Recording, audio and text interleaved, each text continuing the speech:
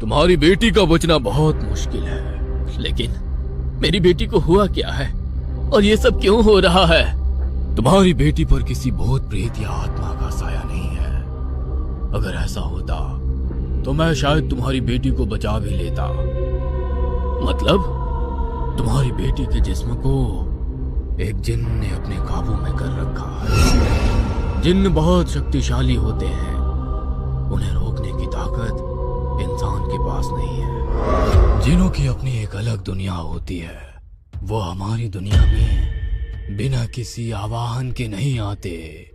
जरूर किसी ने उसे अपने स्वार्थवश यहाँ बुलाया होगा। लेकिन मेरी बच्ची ही क्यों?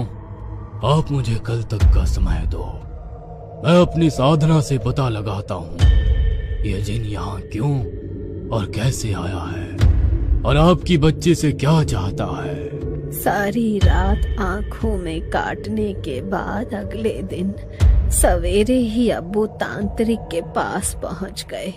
मैंने सारी रात कब्रिस्तान में तंत्र साधना की है। आपकी बच्ची पर बहुत ही शक्तिशाली जिन का साया है। इस जिन को इसकी दुनिया में से एक खास मकसद के तहत बुलाया गया था। इस हवेली में रहने वाले सम्राट ने अपनी अंधी महत्वाकांक्षा को पूरा करने के लिए एक ओझा को पैसा देकर जिनों की दुनिया का रास्ता मालूम किया। वो बहुत पहुंचा हुआ ओझा था। उसने अपनी महानता सम्राट के समक्ष सिद्ध करने के लिए जिनों की दुनिया के राज महाराज के समक्ष साझा कर दिए।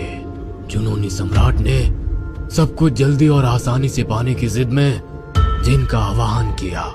अपनी दुनिया छोड़कर आने का क्रोध नेत्रों में भरकर जिन ने सम्राट से प्रश्न किया, क्यों बुलाया मुझे? राजा की आंखों में चमक आ गई।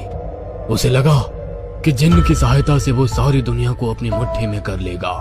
मैं चांदपुर का सम्राट हूँ, तुम मेरी सेवा में हाजिर हुए हो। मेरी आज्ञा का पालन करना तुम्हारा धर्म है। सम्राट की बात सुनकर जिन ने अट्टहास किया, मैं किसी का सेवक नहीं, मैं पूछता हूँ क्यों बुलाया मुझे? जिन दुगनी तेजी से चिल्लाया और अचानक से पहाड़ की तरफ ऊंचाई में फैलने लगा।